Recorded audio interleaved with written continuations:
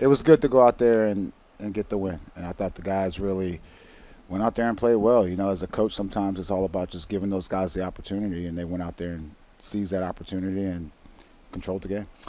Compliment earlier this morning on this show from Boomer Esiason, who said, seemed like you guys put together the perfect game plan for this one. So. Yeah, so, you know, shout out to the coordinators. You know, the coordinators, you know, they work hard, and I would say the position coaches, the assistant coaches, they all put a lot of hours in. And it doesn't always culminate to a win, but as I've always said, we try to get better each and every week, and that's not only for the players but also the coaches. Jerod, one of the things that really stood out yesterday, obviously, the ability to get to the quarterback and get sacks, but the ability to not have any off-script plays where Caleb Williams has done a good job of that this season, but making sure there were none of those that ultimately led to big plays. Yeah, you know, those off-script plays are always difficult to handle, and to have an athletic quarterback like Caleb, who I said this after the game, I think he's going to be a very special player in this league, but to be able to contain him and keep him in the pocket was definitely a challenge, and, you know, that was one of the targets this week, and the guys hit it. Jerod, it did seem like Drake and Booty have become this kind of tandem. That's their connection's really growing. So for you, have you seen that during practice, or how's that grown, and where do you see that going? I would say with all the receivers, you know, that connection continues to grow. You have to remember it's only been, I mean, how many weeks has Drake really started? So you'll continue to see that progress amongst all those guys. But Booty's done a good job for us, and he's definitely been one of those guys that has grown from, you know, last year to this year, and it's exciting to see. Drake has obviously taken a more of a vocal leadership role. We heard about that after the game, about addressing the team. It seems to me from afar that as Drake has assumed the leadership role in the offense, there's been less squawking by those on it. He's addressed the team? That's what they said on the broadcast yesterday. They said this week he was frustrated or didn't think things were going the way it should have gone practice-wise, and asked if he could talk to the offense. Is that not accurate reporting? No, he said the team. I'm just trying to figure out. Yeah. Yeah. Oh, to the offense. Yeah. Sorry, the offense itself. Yeah. Is there a correlation between Drake's leadership role and guys on the offense taking ownership of their specific roles without talking about others? Yeah, they all have to be accountable, and it's that's part of his evolution, and he's doing a good job. Jerod, one of the things that we saw, obviously we saw some pressures from your second level, your linebackers, your cornerbacks, safeties, that type of thing.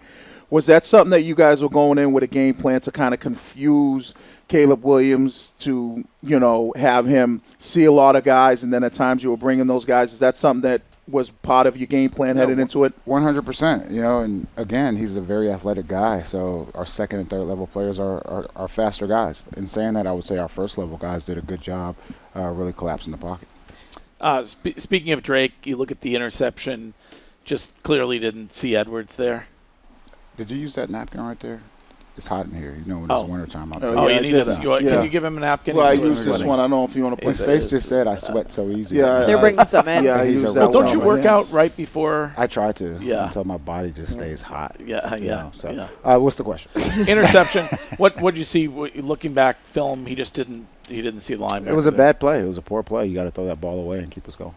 Back to Curtis's question with the squawking, and obviously there was a lot of guys that were talking in front of the media and saying certain things about what was going on. You want me to do it for you? Oh, good. Yeah. Hold on a second. You got some Bobby Brown makeup? Let me just get that. I mean, he's had Gronk rub his shoulders before. So. That's nothing like he used to do to Bill. Don't worry. Wookie would never. But it does seem like it's quieted down. Guys aren't really talking to media or saying, disagreements that are happening behind closed doors. Is that something that's come from you down, or is it just because you guys have gotten a few wins that guys have been happier? Or I wouldn't say there were disagreements. I would say all these guys are competitors and want to win games, and those are all symptoms of losing when you start to hear griping. Or gripes. Is it gripes or griping? Griping both or gripes. Works. Yeah, both. Yeah.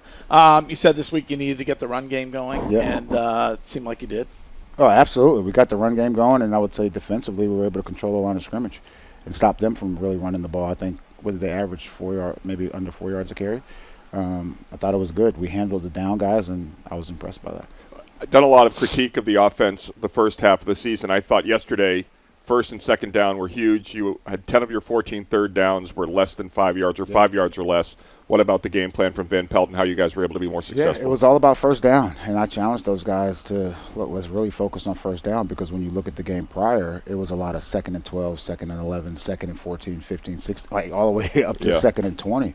And if we're able to stay ahead of the sticks, then that gives us a better opportunity to get in those 3rd and 3 situations where with our backs, they still have to be able to take care of the run game. We were talking about Ramondre Stevenson earlier this morning, too. He looked awesome yesterday, and we were wondering, is it like he's gotten healthier, or is it just things have been clicking for him? Just as in the past when he hasn't gotten going, I would say it starts up front with the offensive line. I'm going to say the exact same thing here, where he plays well and it starts up front with the offensive line.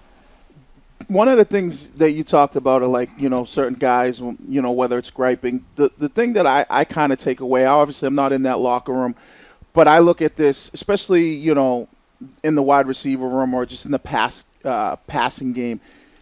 Every guy has a legitimate opportunity because there's no clear-cut number one. So if you perform in practice and in games and you produce, I feel like you're going to get opportunities. Is that what the message to these guys is? 100%. It's always been about competition. I said that all the way back in training camp. It's about competition and who has that better week of practice and who has that better week in the walkthroughs and the meeting rooms, and that's what it is. Looked like you wanted a roughing the passer call at the end of the 3rd. I did. But when you look at it, I mean, it probably was the better call to pick it up.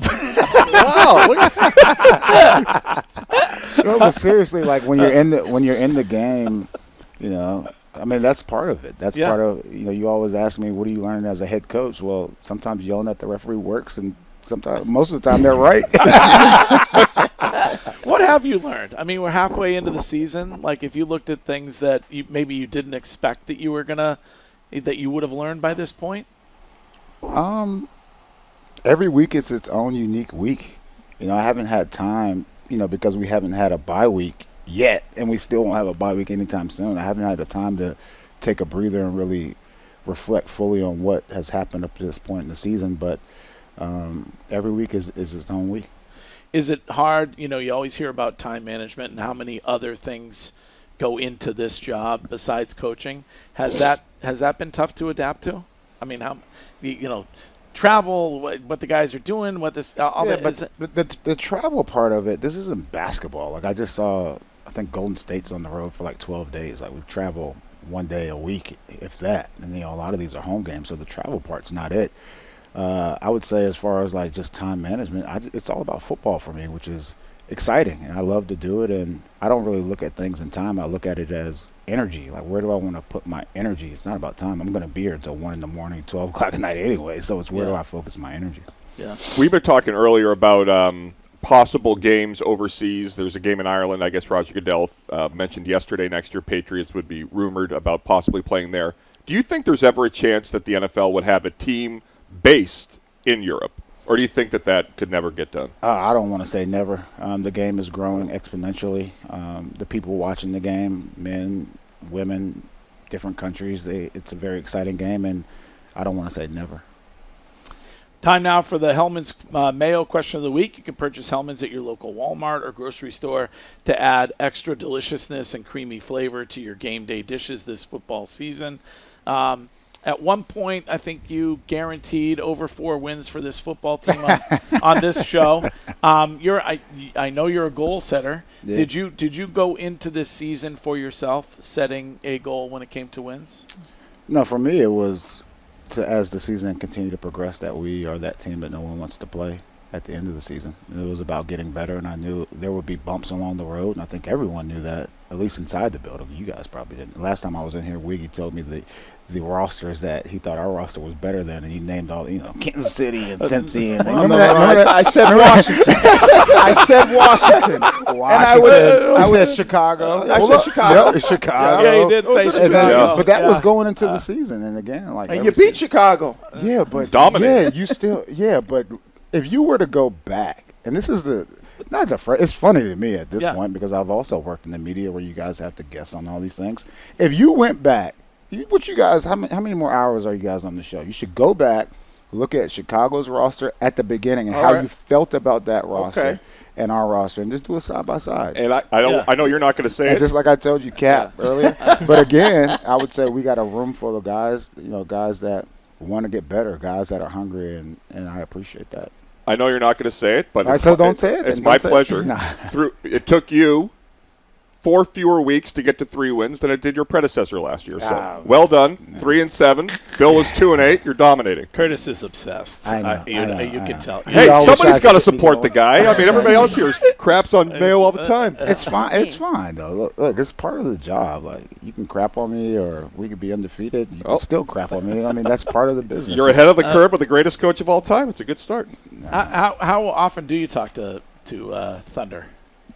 Thunder? Young Thunder? That's Kraft. Yeah. That's Mr. Kraft. Every week you talk to him? Yeah, every day. He's every day. Every day. Every day. Yeah, every day. And I will say this, and I've said this before, I'm appreciative of the opportunity to let me deal with the football stuff. But, look, he's managed people, he's led people, he continues to lead people, and anytime I have a question about situations, it's not always unique to sports. It's about relationships. He's a great resource. Does it feel like when you guys look ahead to the rest of the season, I mean, we have to because it's media, but for you, do you feel like you guys could be a playoff team? Look, 7 games left? For us, it's about week after week after week getting to 1-0. And I think if we do that, get to 1-0 every week, then we'll be able to look back, and wherever we are, we are. How do you make sure, because I think it was Keon White who said it after the game, there were some younger, got a lot of young guys on this team. How do you make sure that the younger players especially, focus in, like you said, it's week to week, but it's play to play, it's practice to practice? How do you make sure that they understand that and buy into that, because it's completely different than what they're used to?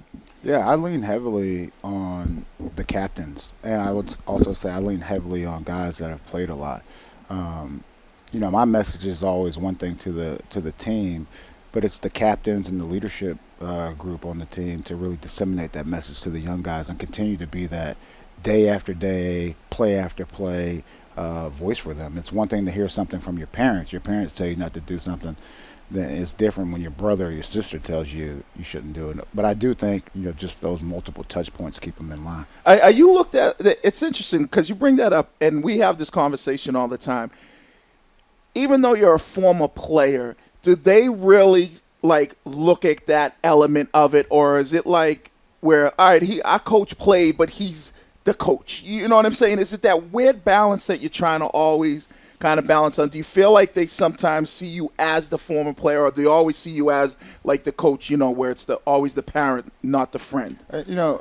That's a great question. It's probably I know you guys have players on this station.